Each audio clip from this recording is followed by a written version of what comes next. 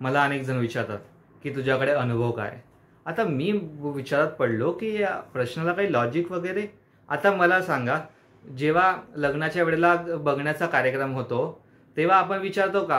जेव्हा कांदा पोहेच्या वगैरेचा कार्यक्रम होतो, पाहण्याचा कार्यक्रम होतो, मुलाकडचे मुलीकडे येतात किंवा मुलीकडच्या मुलाकडे जातात, जे काही पाहण्याचा कार्यक्रम असतो तेव्हा मुलाला किंवा मुलीला विचारलं जातं का, काय ग बाई, काही उदाहरण, तुला काही, तुला एक्सपिरियन्स, काही तुला अनुभव, का मुलाला विचारलं जातं का तुला काही अनुभव आहेत का, एक्सपिरियन्स आहेत का, आजपर्यंत किती पटवल्यात, किती सोबत ब्रेकअप झाले, किती काही एक्सपिरियन्स तुला आहेत का लग्नाचे वगैरे, असं विचारतो का आपण?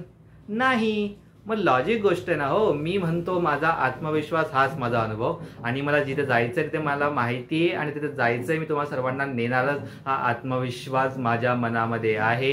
वाटचाल खडतर असली तरी ठाम आहे, पण सातत्य, संयम आणि कठोर परिश्रमाच्या बळावर आपण एक दिवशी जरी त्यागातून, बलिदानातून खूप मोठं साम्राज्य उभं करू, हे निश्चित.